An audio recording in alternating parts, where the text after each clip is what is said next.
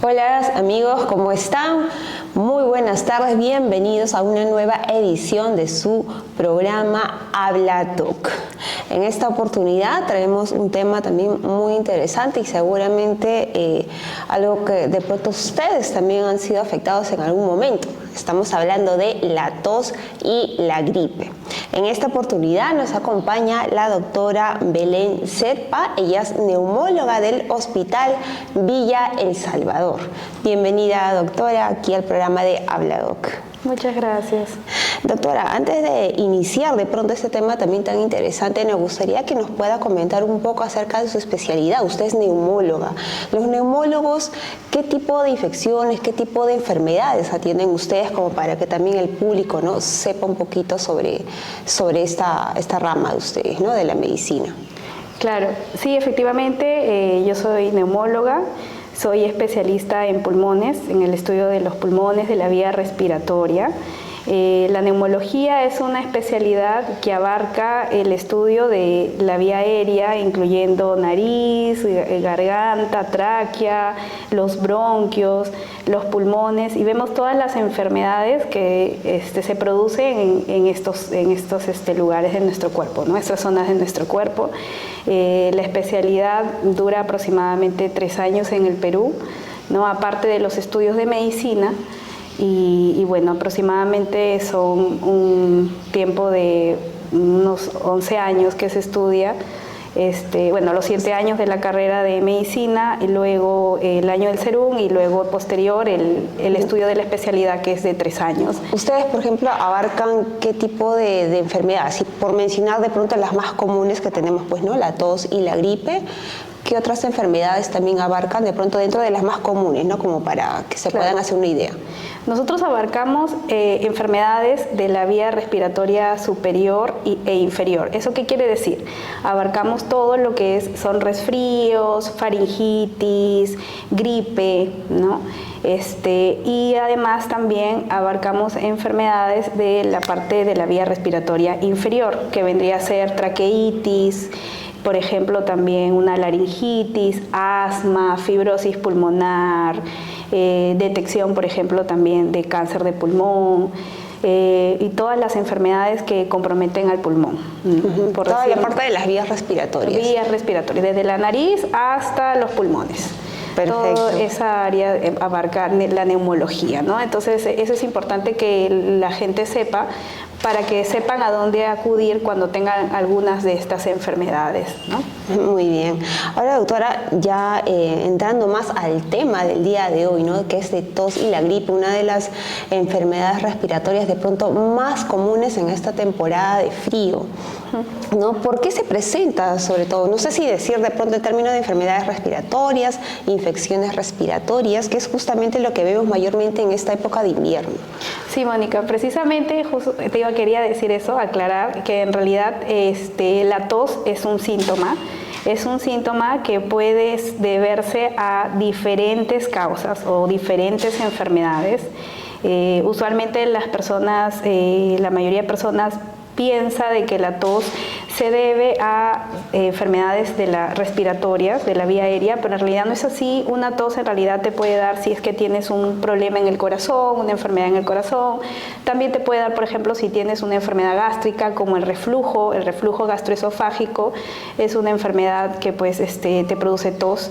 El reflujo consiste en que, pues, en palabras así ordinarias, el líquido del estómago o el jugo gástrico está regresando hacia acá arriba, hacia la parte de la garganta, y eso puede generar inflamación en la garganta, inflamación en la vía aérea, y puede desarrollar de esa manera tos, ¿no? Los síntomas, por ejemplo, de un reflujo, lo más común es que haya vinagrera, que pues hayan eruptos luego de las comidas, que el paciente se sienta muy lleno después de comer, o que esté muy lleno de gases, y algunos pacientes incluso refieren que sienten, ¿no?, un ardor en la garganta, como que si algo del estómago estuviera regresando aquí y estuviera generando una quemazón. Esos son síntomas de reflujo que también podrían ocasionar tos, y el reflujo no es una enfermedad respiratoria, no es una enfermedad del estómago. Pero estamos hablando que de pronto estos reflujos contienen de pronto algunas bacterias que finalmente pues conlleva a tener la tos o el resfrío. No, de por sí es el jugo gástrico. El jugo gástrico es un líquido, por así decirlo, que es muy ácido y que pues solamente debería estar localizado por este motivo, que es tan ácido, debería estar localizado en el estómago. Pero a veces, por algunas circunstancias, este líquido del estómago, que es tan ácido, se regresa y puede generarme inflamación en la garganta o en la vía aérea, ¿no? Ahora, pero también una de las cosas que de pronto sí se observa mucho es que justamente a uno le da tos en invierno por el frío, y a veces uno piensa, bueno, es porque de pronto no me estoy abrigando muy bien, o de pronto es un tema de clima. ¿A qué se debe justamente en esta época? Bueno, esa es una muy buena pregunta, me lo preguntan mucho en mi consultorio, si es que el frío tiene que ver con las infecciones, con los resfríos, con la gripe. Bueno, el frío influye, pero no causa una infección. ¿Qué quiere decir? Que si yo estoy expuesta a bajas temperaturas o me como un helado en invierno o estoy tomando gaseosas heladas, obviamente ese frío me va a generar una inflamación, una irritación en la garganta, y eso me puede producir un poco de dolor, inclusive tos en la garganta. Pero en realidad eso podría ser una inflamación, no necesariamente una infección. Ahora, si es que yo tomé esta gaseosa helada y se me quedó inflamada la garganta, pues por las bebidas heladas o por el frío, y yo me expongo a una persona que tiene gripe o está resfriada, entonces ahí es más fácil que yo pueda contraer esta infección, ¿no? Porque estoy con toda la garganta inflamada. Entonces influye a que uno pueda tener una infección, pero no solamente basta con eso, también hay que tener el contacto con una persona infectada, ¿no? Para que yo pueda contraer esto. Ahora también de pronto hay no sé si hay estos tipos de tos, porque hay tos de repente que es como muy seca, pero otro tipo de tos que de pronto ya tiene como esta flema, ¿no? Claro. ¿Hablamos de tipos de tos o es que simplemente es una tos que ha evolucionado? ¿A qué se debe o cómo se presenta esto? Efectivamente, hay diversos tipos de tos. Hay una tos seca, una tos productiva, por ejemplo, también. Hay la tos de los 40 días, que también mencionan. Hay muchos tipos de tos. Generalmente la tos seca es al final ya de una infección, ¿no? Cuando ya está como más como que un síntoma residual de un proceso respiratorio, una infección, una gripe. Y la tos productiva se ve generalmente cuando el paciente tiene tos, pero además se escucha que tiene flema o incluso llega a expectorar flema, ¿no? Esa es la tos productiva, y generalmente se ve a los inicios de las infecciones respiratorias.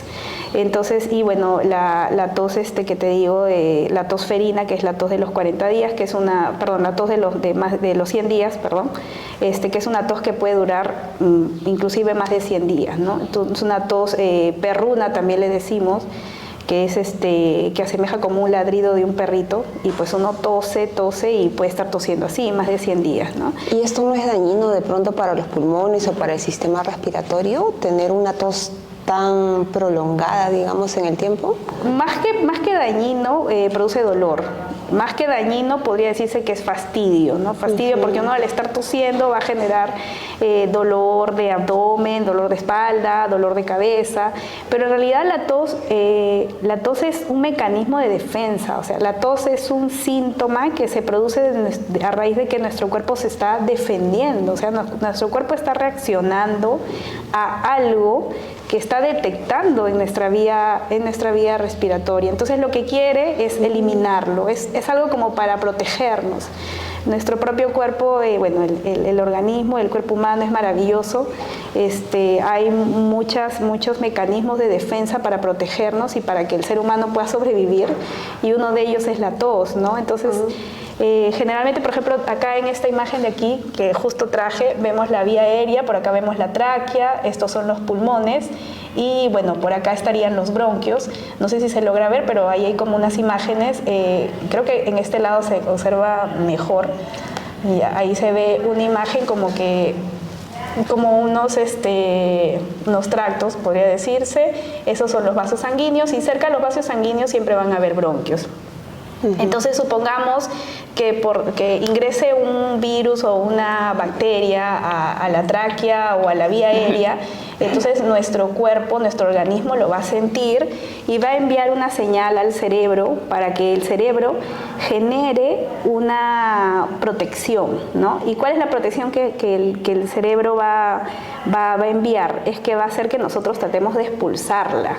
Claro. Y esa es la tos. Entonces la tos es un mecanismo de defensa ante alguna bacteria, virus o cualquier cosa que pueda detectar nuestro sistema respiratorio y quiera eliminarlo. Porque no debe estar ahí, ¿no? Claro, pero ahora también, ¿cómo diferenciar de pronto de una tos, que es un proceso natural, ¿no? Porque usted me dice que nuestro organismo se defiende de las enfermedades, ¿no? En todo caso es un proceso natural, pero también de pronto hay enfermedades que sí resultan un poquito más preocupantes o son más delicadas, como puede ser de pronto el asma o como puede ser de pronto la TBC, que también se presenta, ¿no? A través de una tos continua. ¿Cómo diferenciarlo, por ejemplo? Claro, sí, precisamente para este es el podcast, ¿no? Para dar algunos tips y que las personas puedan diferenciar. Así es. Y eso justo he venido aquí a más o menos darle algunos tips. Si es que una persona tiene una tos de más de 15 días, entonces pues debería de ya acudir a un neumólogo, ¿no? Una tos de más de 15 días ya es algo que amerita más estudio, porque en el Perú podría tratarse de tuberculosis, lo más frecuente, o podría también tratarse de un asma, o podría tratarse de esto que les comento que es una tos ferina, ¿no? Entonces, si ya tenemos una tos que más bien va empeorando en el transcurso de los días, al inicio era menos y luego se va haciendo mucho más frecuente, que ya no me deja ni hablar y está durando más de 15 días, entonces es necesario acudir a un especialista.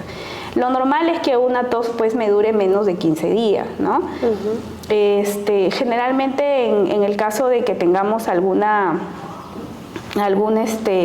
síntoma asociado como dolor de garganta o moquitos, se podría deber a un resfrío o quizás una gripe, y eso debería de pasar en menos de 15 días, ¿no? Ok, muy bien. Justamente nos acaba de llegar también ya un comentario relacionado al tema. Nos pregunta Gracia León, dice: muy buenas tardes, muy constantemente tengo resfrío y tos seca, la garganta a veces muy irritada. ¿Tengo que acudir a un otorrino o a un neumólogo? Eso también es algo bastante interesante. Es una buena pregunta. Bueno, en ese caso podríamos empezar la evaluación con neumología y ya luego si es que el neumólogo lo ve conveniente, podría ser derivada al otorrino. Ahora, por lo que me dice, bueno, primero agradecerles por sus comentarios. Por lo que está mencionando, podría tratarse, si es que tiene resfrío constante, que me imagino que es mucho moquito y dolor de garganta, entonces si esas molestias igual tienen más de 15 días y a cada rato se están presentando, si es que todos los meses, podría ser una rinitis alérgica, por ejemplo. Porque como te comenté, los resfríos y las gripes no producen síntomas tan prolongados, ¿ya? Hay muchas personas que siempre tienen, siempre muy frecuentemente vienen a mi consulta y me dicen: me resfrío demasiado, ¿no? O me enfermo mucho, doctora, quiero tomar alguna vitamina o algo para poder evitar resfríos. Y en realidad lo que tienen es una alergia, ¿no? Una rinitis alérgica, pues que se trata con algunos spray nasales o con algunas pastillas para la alergia, y con eso es suficiente para que todos los meses ya no tengan esos síntomas. Entonces, si es que ya lo está presentando frecuentemente, por lo que dice, ¿no?, que tiene resfríos constantes y asociados a dolor de garganta, podría significar que está está teniendo una rinitis alérgica y que todo el tiempo está con la nariz inflamada y con la alergia, entonces esa persona no va a respirar por la nariz, va a empezar a respirar por la boca y cuando entra aire frío en la boca va a producir dolor. Entonces por eso es que tiene resfrío y dolor de garganta. Claro, algo que también justamente acaba de mencionar, ¿no? Es el tema, por ejemplo, de las alergias. Algunas personas dicen, bueno, debe ser por el tema del polvo, seguramente tengo alergia a esto o aquello. No es una tos, entonces simplemente nos acostumbramos a ello, no acudimos al médico. ¿Cómo, en este caso, ¿no? En todo caso, cómo diferenciar también, ¿no? Si es simplemente una alergia o si es una tos que debe ser tratada, ¿no? Como te repito, si es que hay mocos y tos que duran más de 15 días o que todos los meses lo estoy presentando, entonces ya podría tratarse de una alergia. Esa es la manera de reconocerlo, porque si es que yo tengo un resfrío, y si es que tengo una gripe, pues esos síntomas me van a durar 3 días y no necesariamente tiene que repetirme todos los meses, ¿no? Muy bien, vamos a ir respondiendo también las preguntas que nos vienen haciendo aquí en la casilla de comentarios. Tenemos a Angélica Paola Ortega Espinosa, dice, ¿no? Si mi hijo empieza a toser, ¿en qué momento sé que debo llevarlo al centro de salud? Ok, bueno, esa es una pregunta muy interesante, ¿ya? Nosotros tenemos que esperar, bueno, tenemos que tener algunos signos de entender que hay signos de alarma para llevar a la emergencia a un paciente, ¿no? Entonces, los signos de alarma principalmente es que, por ejemplo, en un niño, si es que respira muy rápido o si es que vemos que su barriguita se está hundiendo, ¿no? O si es que tiene una tos que es tan constante que no lo deja ni hablar ni comer. Entonces, esos son los principales síntomas para que yo tenga que llevarlo a la emergencia. Ahora, si es que mi niño no tiene estos síntomas y tiene una tosecita que no le molesta mucho, con unos moquitos que de repente se le pueden pasar con un poquito de agüita caliente, de repente al paracetamol si es que tiene fiebre o un medicamento para los moquitos, y si es que le pasa en 3 días, ya no necesitaría ir al médico porque podría ser algo viral y pues solo va a ir pasando. Pero si es que después de los 3 días todavía sigue con estos síntomas, es mejor llevarlo al médico en el centro de salud. Y como les repito, los signos de alarma, que son respiración rápida, hundimiento de la barriguita, o que tengo una tos que no lo deja ni comer ni hablar y que encima lo hace vomitar, entonces eso de inmediato es emergencia. Muy bien, eso es importante tenerlo en cuenta. Seguimos con Ausberto Vázquez. Dice, muy buenas tardes, tengo 48 años, hablamos ya de una persona adulta. Dice, hace 4 años aproximadamente me hicieron nebulización por bronquitis. En tiempos de frío como ahora tengo tos seca y molestias continuas en el pecho. ¿Qué debo hacer, doctora? Bueno, esos síntomas me pintan más para asma. Obviamente tendría que hacerse la evaluación del paciente, ¿no? Más de 2 episodios de bronquitis con necesidad de nebulización o de recibir inhaladores, ya podría uno sospechar en asma, ¿ya? Entonces, el asma es una condición que se da en los bronquios y los síntomas principales son tos asociado a falta de aire, silbido de pecho, ¿no? Ronquido de pecho. Y también puede venir un poco de dolor opresivo en el pecho. Generalmente el paciente con asma menciona que tiene un dolor como que si alguien se hubiera sentado encima de ellos, algo que le está oprimiendo, ¿no? Entonces, esos son los síntomas principales de asma. Obviamente aquí más o menos estoy diciendo diagnósticos presuntivos. Lo ideal es que el paciente venga. En este caso, para hacerle de pronto una prueba de asma, un descarte de asma. Un descarte de asma. Un descarte de asma, que sería más o menos lo que está orientando según los síntomas, ¿no? Entonces sería acudir al neumólogo. ¿Qué tipo de pruebas se hacen, por ejemplo, para este descarte de asma? O sea, ¿qué sería con el neumólogo? Entiendo. Son bastantes pruebas las que hacemos. En primer lugar, se les pide una radiografía y una espirometría, que son las pruebas básicas para asma. Además del examen físico. En realidad, para hacer el diagnóstico de asma, para el neumólogo lo más importante es la evaluación y el examen físico. Pero también complementamos con algunas otras pruebas que las tenemos aquí en el hospital, como la espirometría y una radiografía de tórax. Perfecto. Muy bien, seguimos ahora con Cris Chávez, quien también nos hace otra consulta. Dice, muy buenas tardes, recién me conecto. Dice, mi hijo estuvo 3 días con tos, vómitos. Okay. ¿Vómitos? Vómitos, muy bien, con tos, vómitos, con unas 4 veces al día y con tos fuerte, y ahora ya va una semana y sigue con la tos solamente. Por ejemplo, bueno, primero agradecerles a todos por sus comentarios y decirle que este es un buen ejemplo para volver a comentar. Creo que Cris recién se conecta, pero justo hace unos minutos había comentado que si es que vemos que nuestro pequeño ya tiene más de 3 días con una tos, y si esta tos no le permite comer, no le deja hablar y encima lo hace vomitar, ya es momento que tengan que llevarlo al médico, ¿no? Inclusive a la emergencia, si es que lo vemos que está respirando muy rápido, se le hunde la barriguita, y pues eso ya sería indicación, ¿no? Porque podría ser una neumonía o una bronquitis también. Entonces, ahí sí amerita mayor uso de medicamentos, como por ejemplo, en algunos casos los inhaladores o una nebulización, ¿no? Hay un tratamiento ya para eso. Hay un tratamiento que tiene que ser indicado por el médico.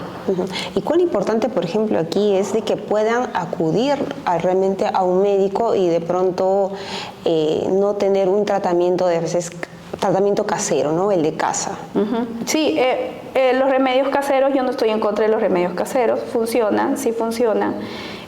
Pero a veces ya hay algunos síntomas que ya tenemos que llevar a ser manejados por el médico. Por ejemplo, si ya la tos dura más de 3 días, o si vemos, por ejemplo, eso, ¿no? Una tos que está produciendo ya vómitos o que no está dejando comer, en especial a los niños, entonces ya hay que llevarlo al médico.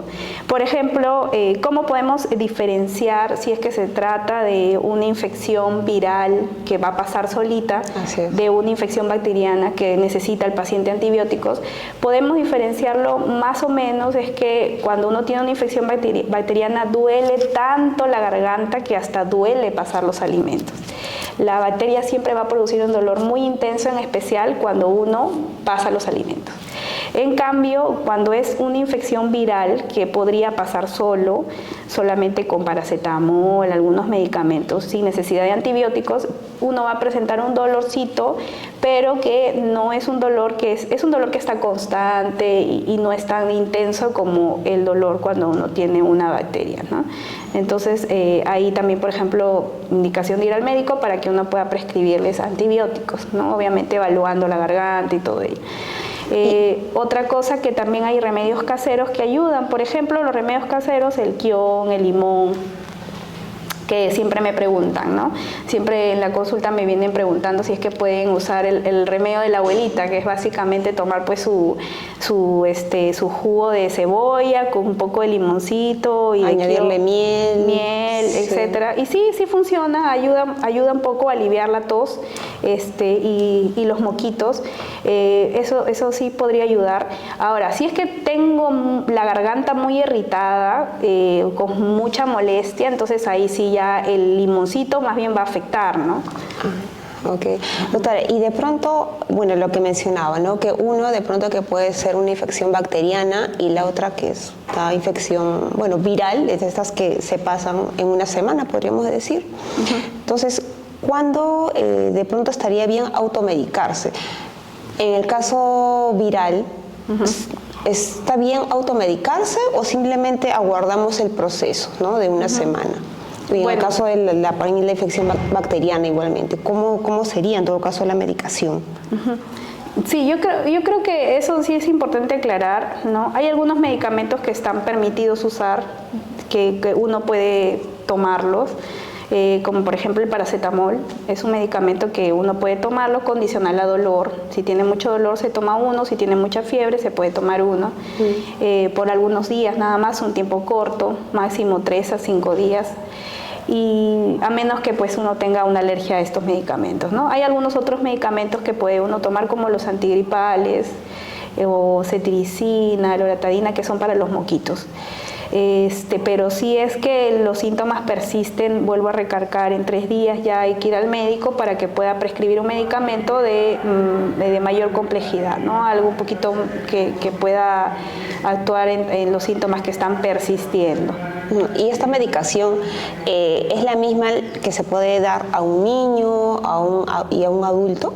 Usualmente sí, en la práctica diaria yo más o menos a las mamás les enseño, ¿no?, cuál es la dosis de paracetamol que le tiene que dar si es que tiene fiebre o si es que tiene un poco de dolor, porque vamos, o sea, en realidad uno a veces en la madrugada su niño puede presentar fiebre o dolor de oído, entonces ¿a quién van a acudir a esa hora? No van a salir, etcétera. Entonces pueden darle el paracetamol a cierta dosis que le recomienda su médico, su pediatra, y pues y con eso poder ayudar al pequeño, ¿no?, incluso a uno mismo. Claro. Bueno, seguimos con las preguntas. Con Erika Cáceres. Dice: buenas tardes, doctora. Mi hijo es operado de los pulmones y está con la tos. ¿Qué puedo hacer? Operado de los pulmones. Bueno, me gustaría saber qué operación tiene, ¿no?, específicamente, para poder decirle si es que esa tos es ocasionada por esa operación. En realidad, la mayoría de pacientes que son operados del pulmón no quedan con muchos síntomas de tos, sinceramente, pero pues habría que ver qué tipo de cirugía le han hecho, ¿no?, qué tipo de procedimiento ha sido realizado y hacerle estudios más a fondo para poder saber a qué se debe esa tos. Bueno, en este caso en específico, en todo caso, lo recomendable sería que acuda a su médico. Sí, que venga el médico para saber a qué se debe, ¿no? Muy bien, seguimos también con Esther Giraldes. Dice: buenas tardes, ¿por qué tengo en mi boca que a veces siento diferentes sabores amargos en mi boca y a veces dulce, y me resfrío mucho? Es justo lo que te comentaba. Por ejemplo, Erika, si es que tienes mucha tos y tienes estos sabores amargos o tienes mucho dolor de garganta, frecuentemente podrías sufrir de un reflujo, ¿no? Eso podría ser, por ejemplo, un síntoma de reflujo, que te dije al inicio del podcast, que la tos en realidad y puede estar relacionada a muchas causas. Una de ellas podría ser un reflujo, que es cuando el líquido del estómago, el jugo del estómago se regresa y llega a la vía aérea y puede inflamar la garganta. Entonces, las personas que sufren de reflujo son personas que pueden tener tos, dolor de garganta frecuente, cada mes están con los dolores de garganta y además tienen este sabor un poco amargo en la garganta, ¿no?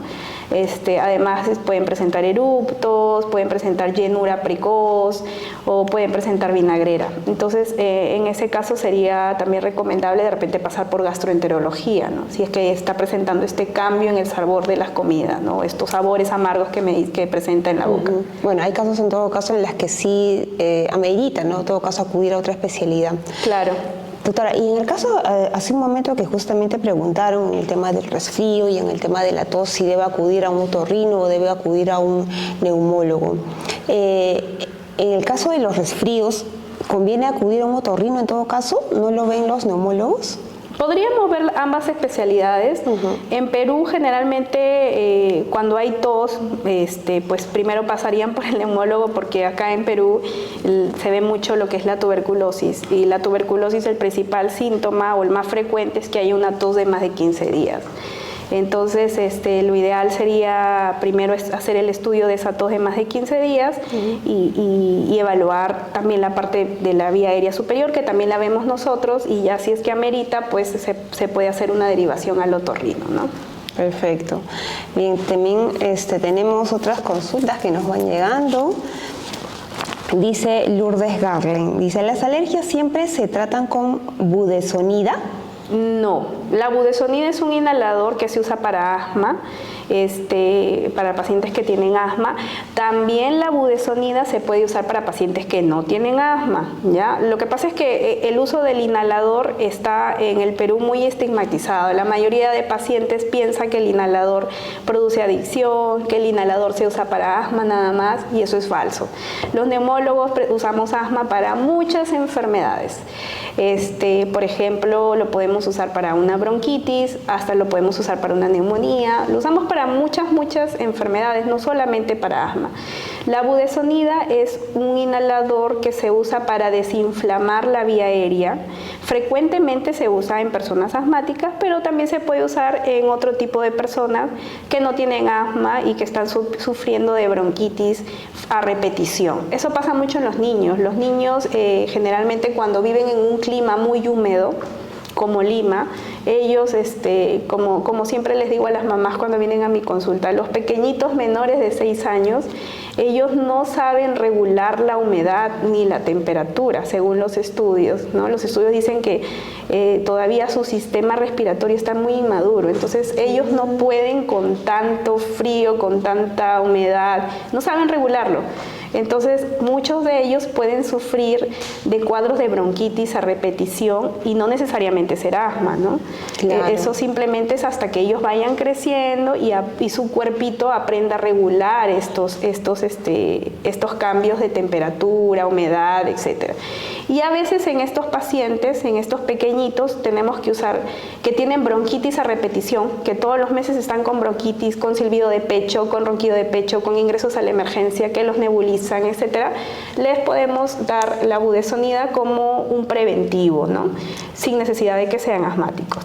Ahora, ¿este medicamento siempre es por indicación del médico o es que uno puede ir a la farmacia y comprarlo y utilizarlo? Exacto, siempre es con indicación del médico. Perfecto, es importante también aclarar este detalle.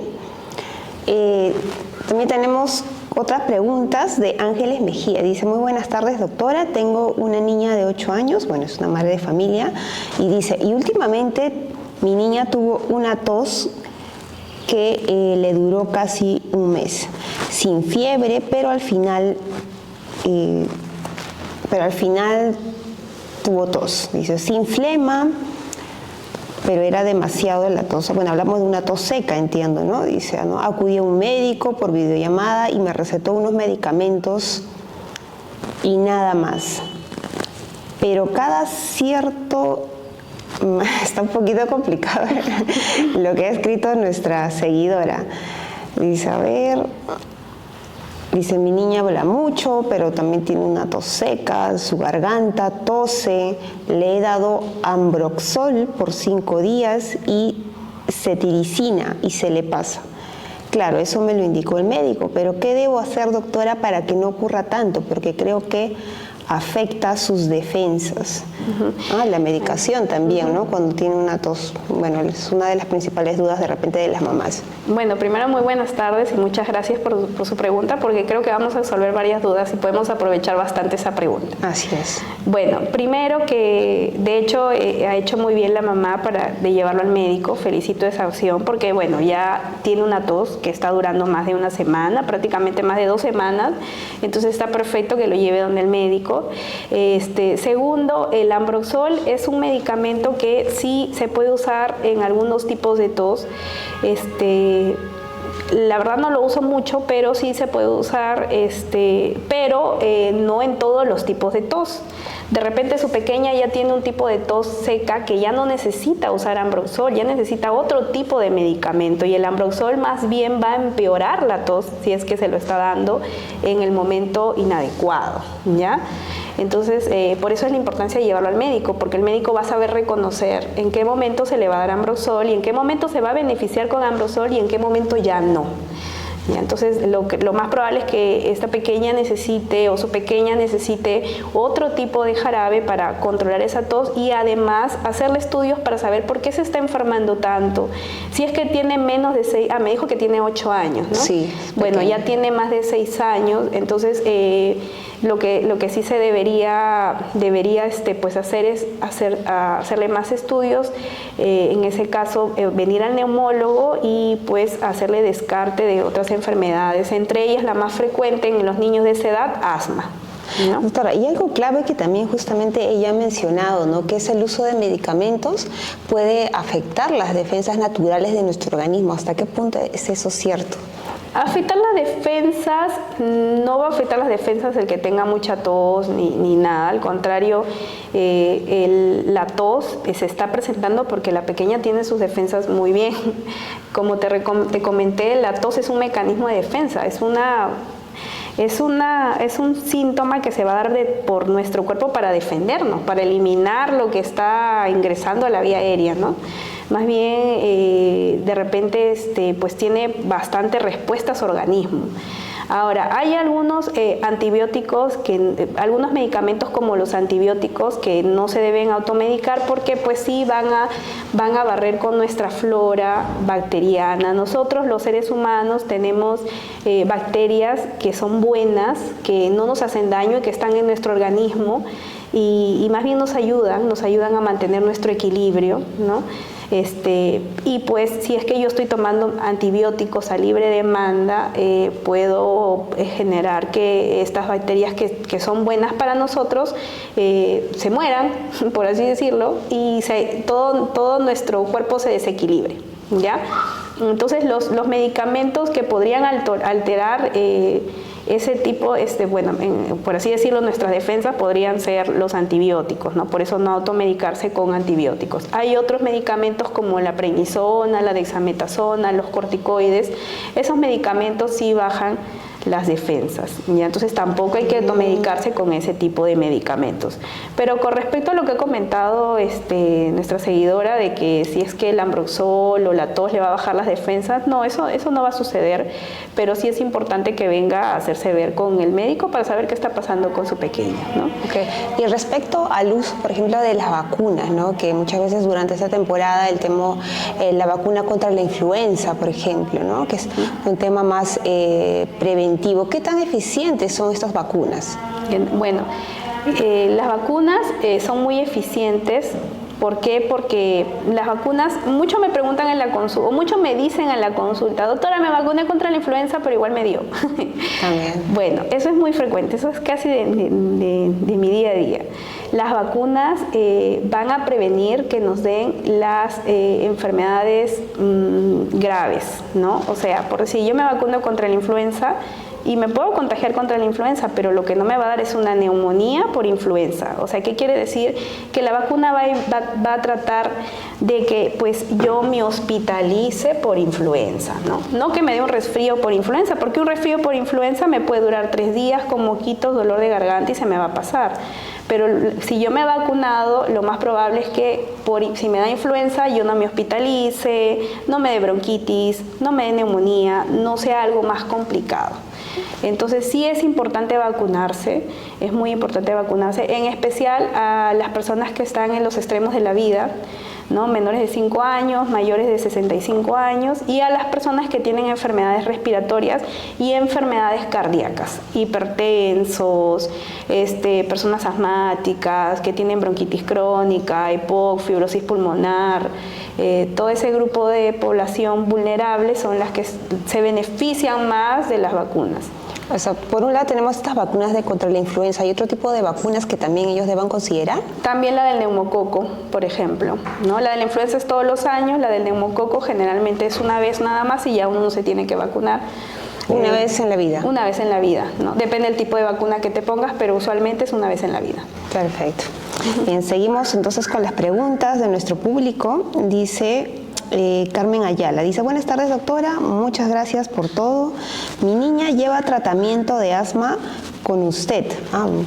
Es una paciente suya. ¿Se llama la paciente? Carmen Ayala. Carmen Ayala. Dice, mi niña lleva tratamiento de asma con usted, gracias a Dios, está bien con su tratamiento preventivo y sus chequeos mensuales. Muchas gracias y bendiciones. Gracias, muchas gracias. Qué bonito comentario.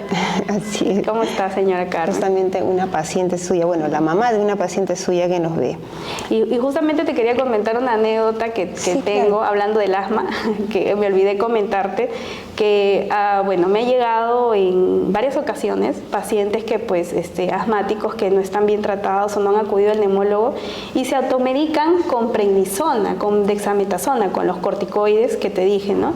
Entonces son pacientes que ahí sí puede haber una baja en las defensas, se podría decir, y podrían contraer infecciones más frecuentes si es que están usando estos medicamentos. He tenido un paciente que ha usado durante 3 meses prednisona, por ejemplo, todos los días, de 20 miligramos, prednisona de 20 miligramos todos los días. Entonces llegó hinchado totalmente con la carita roja, gordito, porque los pacientes que toman prednisona o corticoides por tiempo prolongados tienen la típica cara de luna llena, ¿no? Son pacientes cachetoncitos, la carita redonda, lleno de pelitos en la cara. Produce inflamación. Inflamación, uno se hincha porque retiene líquidos, la cara rojita, llenos de pelitos, ¿no? Y pueden incluso hasta tener fracturas porque se descalcifican los huesos. Entonces, por eso que es importante recalcar que estos medicamentos pueden ser peligrosos, ¿no? Si es que uno los toma. La prednisona, en todo caso, solamente se recomienda en algunos casos específicos de repente. Cuando lo indica el médico. Cuando lo indica. No es un mal medicamento, pero tiene que ser siempre supervisado por el médico. Muy bien, doctora. Bien, seguimos con las preguntas. Una pregunta de parte de producción que dice, ¿la natación cura el asma?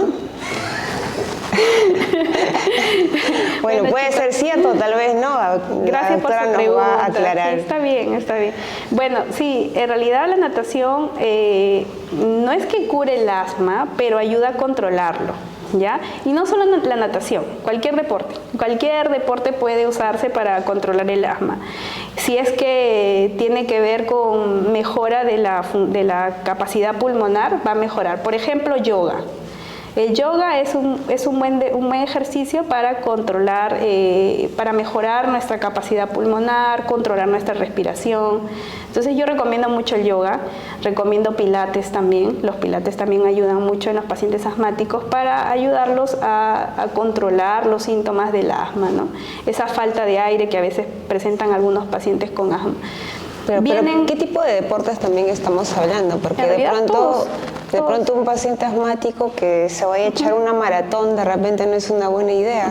Claro, no, al contrario, el paciente con asma que está bien controlado puede hacer su vida normal y puede hacer cualquier deporte, no tiene ninguna contraindicación. El que está bien controlado, el que está mal controlado, el que no va al neumólogo, etcétera, generalmente va a tener alguna deficiencia, alguna limitación. Pero si el paciente está bien controlado, no hay problema. Yo tengo pacientes con asma que son basquetbolistas, que son nadadores, tengo un paciente que es futbolista y que es asmático. Entonces, en realidad, si el asma está bien controlado, no va a haber problema.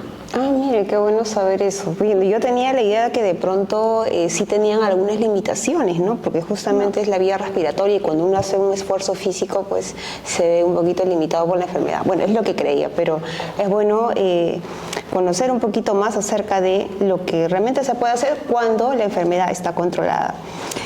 Seguimos, dice Carolina Loaiza, dice, ¿cuál es el manejo de la fibrosis? No sé si de pronto está dentro del tema que vamos abordando el día de hoy, doctora. Sí, claro, porque la fibrosis pulmonar, me imagino que se refiere a la fibrosis pulmonar.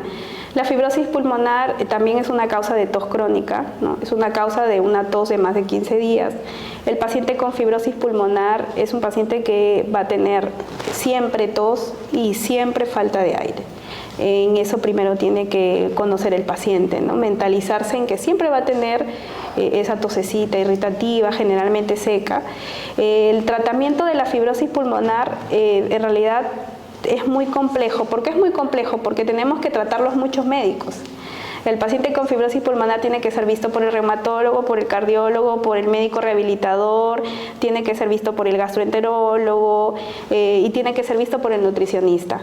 Entonces, el manejo es multidisciplinario. Hacemos un manejo en conjunto todos los médicos y sí existe a la fecha tratamiento para la fibrosis pulmonar. Hay 2 medicamentos específicos para que no se siga produciendo más fibrosis pulmonar, no que curen la fibrosis pulmonar, porque la fibrosis pulmonar ya hay un compromiso pulmonar, ¿no? Entonces el tratamiento se da para que la enfermedad no siga avanzando, no para retroceder y mejorar el pulmón, porque el pulmón dañado ya está. La parte que ya se dañó ya no se va a mejorar. Lo que hace el tratamiento es evitar que se siga dañando, porque se va a seguir dañando con el paso de los años. Entonces, para eso hay tratamiento actualmente, además de lo que te digo, ¿no? El tratamiento por el gastroenterólogo, por el cardiólogo, por el reumatólogo.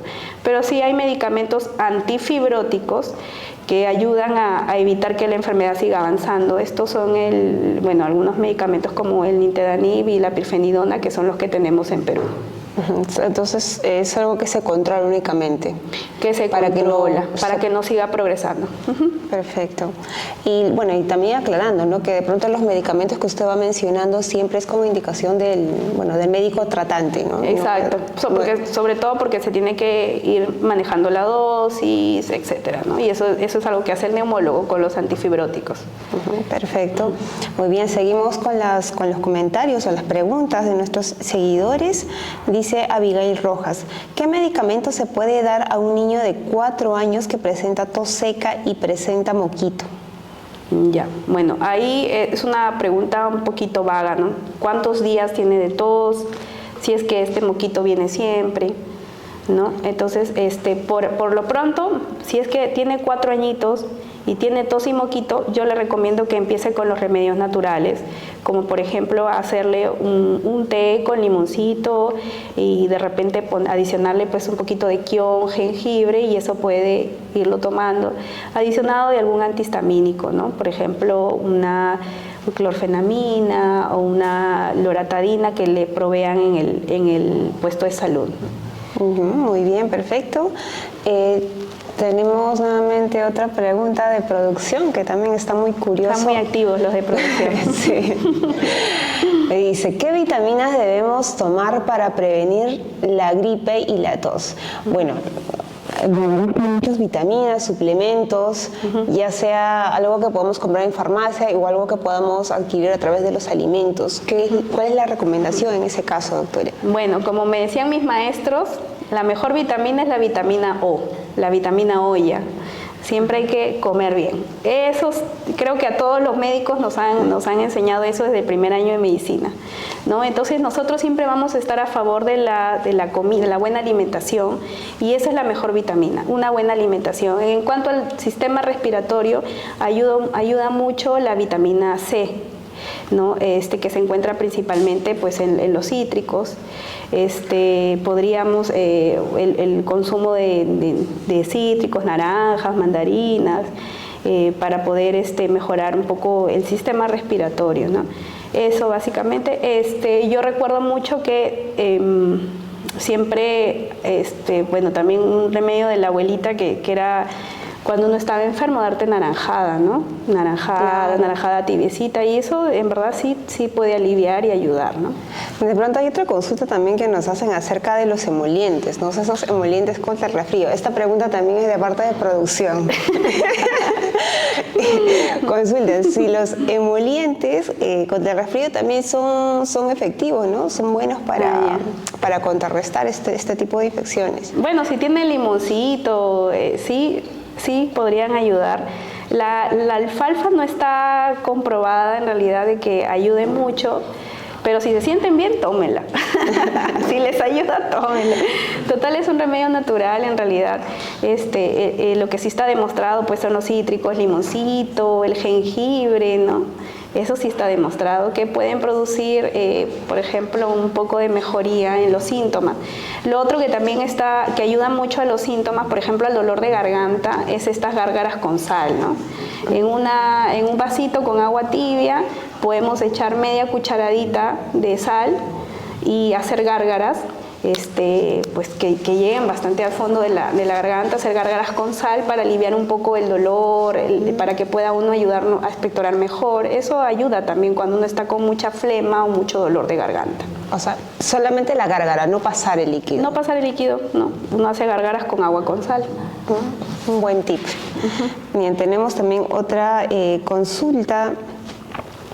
Dice de Juliana Barrientos, dice, muy buenas tardes, doctora. Dice, mi hija fue por emergencia porque tenía una tos muy persistente y vomitaba. La nebulizaron 3 veces cada 20 minutos y le dieron tratamiento de prednisona y salbutamol cada 4 horas y luego cada 6 horas. Ya acabó el tratamiento y sigue con tos y nariz tapada. ¿Debo volver a llevarla al médico? Bueno, sí, muchas gracias por su pregunta. Sí, al parecer su pequeña tenía un cuadro de bronquitis o bronquiolitis, ¿no? Una bronquiolitis probablemente. Lo más ideal sería de que lo lleve al médico. Le iba a comentar algo. Cuando nosotros llevamos a nuestros pacientes, de repente si su hijita ya se encuentra mejor, yo le recomiendo que en vez de llevarla por emergencia, pues la lleve con el pediatra por una consulta externa o con neumología por una consulta externa, ¿no? Para que ya podamos mejorar un poco esos síntomas que de repente han quedado residuales, ¿no? Un poco de moquito y tosecita. Ahora, seguramente la llevó porque la pequeña estaba muy mal, tenía mucha tos, respiraba muy rápido y está bien que la haya llevado a la emergencia y que le hayan dado la prednisona y el salbutamol. Pero si todavía han quedado esos síntomas como moquito y un poquito de tos, yo creo que sería mejor llevarla por consulta externa con pediatría o neumología para ya poder manejar esos síntomas residuales.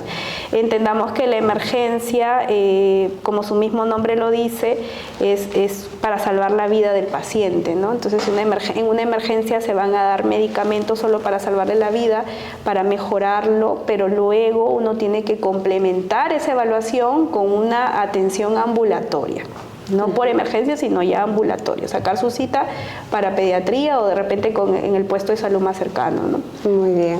Doctora, y en el caso, por ejemplo, de las gestantes que cuando tienen la tos, cuando tienen gripe, se sabe o de pronto no se dice que ellas no pueden tomar medicamentos, así como así, porque justamente por su condición de gestante. En este caso, exacto, ¿cómo se maneja esto? Usualmente nosotros hay algunos medicamentos que se pueden usar en gestantes, que eso lo manejamos los médicos, el ginecólogo, todos los médicos sabemos qué medicamentos se pueden usar en gestantes y qué no. Obviamente a las gestantes se les puede dar este tipo de medicamentos, por ejemplo los inhaladores son seguros en las gestantes porque el inhalador generalmente no traspasa la placenta, ¿no? Entonces, usualmente se pueden usar estos medicamentos. Eso generalmente ya es más que nada manejo de médico, pero como te repito, podría ir usando algún remedio casero, como por ejemplo una limonada, una naranjada con miel, un tecito, ¿no? Si es que los síntomas no son muy molestos. Muy bien. Ahora, con respecto a algunos mitos, ¿no? o realidades en torno a este tema, dice que el pisco o ron ayuda a la tos y a la gripe. Eso siempre me vienen a la consulta. Muchos pacientes vienen, sobre todo los abuelitos, ¿no? Las personas, los adultos mayores, siempre me vienen a decir de que pues se toman su cañazo con un poco de limón y miel y pues se sienten mejor, ¿no? Se sienten súper. Por aquí confirman los de producción. En realidad sí van a sentir una mejoría, pero ese es momentáneo, ¿no? Van a aliviarse un poquito, pero es momentáneo y además que también el ron y el pisco tienen otros efectos secundarios, ¿no? Que por ejemplo si yo me lo tomo cada 8 horas como un medicamento o todos los días, me va a producir un poco de ardor de estómago, molestias gástricas, eso, ¿no? Aparte que me voy a emborrachar. Porque muchas veces estos licores inclusive pues le agregan hielo, ¿no? Yo diría que inclusive puede en realidad empeorar. Sí. Hay personas que en realidad, alguna vez me llegaron algunos pacientes que se nebulizan con alcohol o se nebulizan con ron, ¿no? En alguna oportunidad, pero pues obviamente eso no está bien, no está demostrado que ayude, entonces no lo recomiendo. Muy bien. A veces más que ayudar, más bien van a perjudicarnos un poco. Muy bien, seguimos entonces con las preguntas. Dice, mi papá tiene 76 años y una tomografía le encontraron secuelas de COVID. Y es por ello que en un accidente de despiste con la contusión bajo bajó su saturación a 85. ¿Qué le puedo dar para reforzar sus pulmones?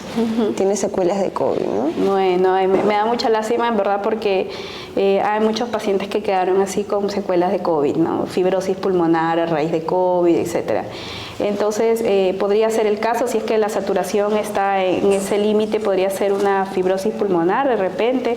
Entonces, yo a esa paciente la invito a que venga a neumología para hacerle un descarte, un estudio, a ver si tiene fibrosis pulmonar. Y en base a secundaria a secuela de COVID, ¿no? Y en base a eso, pues, recomendarle de repente algo que pueda ayudar a que no se esté enfermando tanto. Ahí es una pregunta un poco compleja porque en realidad tiene dos cosas, ¿no? Una secuela de COVID y un golpe que ha tenido luego de un accidente. Ahora, ese golpe podría haber puede haber producido una contusión en el pulmón, un golpe en el pulmón. Entonces, habría que hacerle una tomografía y evaluar cómo está ese pulmoncito luego de esos dos eventos, ¿no? Claro, claro. Entonces, bueno, siempre requiere igual una vista adicional, ¿no? Con el médico en este caso en específico. Bueno, vamos ya casi llegando a la parte final de este programa de Habla Doc. Pero antes vamos a responder dos preguntas más. Yo sé que van a quedar todavía muchas preguntas pendientes, pero posteriormente vamos a ir respondiendo sus preguntas, ¿sí? También con el apoyo acá justamente de la doctora Belén. Tenemos, bueno, entonces con la siguiente pregunta: ¿con qué medicamento se puede controlar las sibilancias del pecho en un adulto mayor? Las sibilancias de pecho. Bueno, primero, gracias por la pregunta. Hay mucha gente también que me pregunta si es que el asma es una enfermedad que solamente da en niños o en adultos. El asma puede dar en niños y en adultos, no solamente en niños. Puede presentarse en personas inclusive mayores de 40 años. Si es que el paciente tiene sibilancias, podría ser un asma, ¿no? Entonces, ¿cuál es el medicamento que nosotros preferimos usar para las sibilancias? Son los inhaladores. Los inhaladores porque tienen menos efectos adversos, porque llegan de una manera inmediata e inhalada al pulmón. Entonces serían los medicamentos principales. Obviamente que tenemos que elegir el inhalador que se tiene que usar, y esa es la función del neumólogo. El neumólogo le va a decir qué inhalador le va a hacer bien para las sibilancias que tiene su papá, ¿no? Porque no todos los inhaladores tienen lo mismo. Tenemos una gama de inhaladores. Los inhaladores, dentro de un inhalador puedo encontrar medicamentos para abrir el bronquio, puedo encontrar medicamentos para desinflamar el bronquio, y inclusive hay algunos inhaladores que también nos ayudan un poco a controlar la tos y la flemita. Entonces ahí es donde la función del neumólogo es importante, porque nosotros vamos a decirle cuál es el inhalador adecuado para su papá. Entonces también tener un poquito de cuidado en eso, en el tipo de inhalador que usan, ¿no? Porque de pronto los inhaladores también lo venden en farmacias sin una receta médica. Difícilmente. Hay inhaladores que pueden ser un poco costosos también, difíciles de acceder. Hay inhaladores de todo precio, ¿no? Entonces, ahí sí es como que es un poco más complicado, ¿no? Por eso que se invita que... El más conocido es el salbutamol, por ejemplo, pero no se puede dar en todas las personas, porque genera, por ejemplo, latidos, que el corazón lata muy rápido, ¿no? Taquicardia. Entonces, usualmente no se usa mucho en adultos mayores, por ejemplo. Entonces va a depender mucho bueno, si es una persona joven, un niño, de repente un adulto mayor. Que no sufra de enfermedades como taquicardias de fondo, para poder elegir el inhalador adecuado. Muy bien, doctora. Tenemos ya una última pregunta de Lourdes Garland. Dice: mi padre fallecido tuvo fibrosis pulmonar. No sabíamos de su enfermedad, lo detectaron en sus últimos días. ¿Es cierto que hay predisposición a tener esta enfermedad con respecto a nosotros, sus hijos? Bueno, muchas gracias por la pregunta, y qué bonita pregunta para finalizar. Lo siento mucho, en realidad la fibrosis pulmonar es una enfermedad que a veces es muy agresiva, a veces puede ser incluso peor que un cáncer de algunas personas, ¿no? Bueno, en realidad cuando un paciente tiene fibrosis pulmonar no solamente sufre el paciente, sufre la familia, el entorno. Eso es muy frecuente. Es un paciente que se carga mucho emocionalmente. Bueno, y a la pregunta que iba, pues sí, hay una carga familiar, es la fibrosis pulmonar familiar. Lo ideal sería hacer estudios genéticos. Lastimosamente en Perú no hay para hacer estudios genéticos. Entonces lo que yo recomiendo es que si una persona tiene un antecedente de un familiar que ha tenido fibrosis pulmonar tan cercano como su papá, su mamá, un hermano, entonces lo que yo recomiendo es que pues se hagan una tomografía de control de repente a partir de los 50 años, 40 años, o por ejemplo hacerse un estudio de tomografía o radiografía si es que tiene una tos que dura más de 15 días, ¿no? Porque los síntomas principales de la fibrosis pulmonar son tos seca y falta de aire, ¿no? Esos son, y una tos que dura más de 15 días. Ahora, como te comentaba, ¿no? En estos casos sí recomiendo que vengan al neumólogo de repente para hacerles el descarte, ¿no? Muy bien, doctora. Entonces... Y es una enfermedad que se da en pacientes mayores de 40, 50 años. Perfecto. Entonces, bueno, respecto a eso ya lo comentó la doctora. Se tienen que hacer un descarte, ¿no? Descarte pasado los 50 años y siempre y cuando también tenga estos síntomas que justamente ha mencionado. Hay que estar muy atentos a esos síntomas si es que he tenido un paciente con un familiar con fibrosis pulmonar. Una tos que me dura más de 15 días asociado a falta de aire. Muy bien. Bien, llegamos ya a la parte final de este programa. Doctora, por favor, una última recomendación, ¿no? Para todos aquellos seguidores que nos están viendo con respecto a este tema de tos y gripe. Bueno, como comenté al inicio, los neumólogos somos los especialistas en el estudio y manejo de las enfermedades respiratorias, pulmonares, bronquiales, de la tráquea, la faringe, la nariz. Si es que tienen unos síntomas como un moquitos o resfrío más de 15 días o una tos más de 15 días, vengan al médico porque quizás está tratándose de algún tema alérgico o alguna enfermedad de fondo que puede ser descartada a tiempo. Muy bien, muchísimas gracias, doctora, por su participación el día de hoy. También muchísimas gracias a todos que han participado con sus preguntas, con sus comentarios. También aprovechar para recordarles que el Hospital de Villa El Salvador cuenta con un canal de WhatsApp. Así es. Y justamente... ¿Cómo unirse a este canal de WhatsApp? Pues está justamente en los comentarios destacados el enlace para que ustedes puedan unirse directamente. ¿Qué tipo de temas van a poder encontrar en WhatsApp?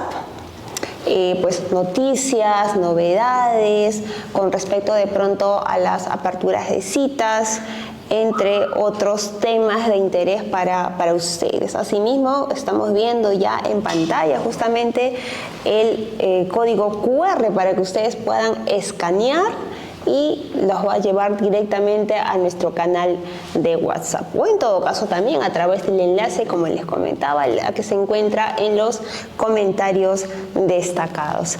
Bien, con nosotros ya cerramos esta edición y con nosotros hasta la otra semana. Muchísimas gracias. Adiós. Gracias.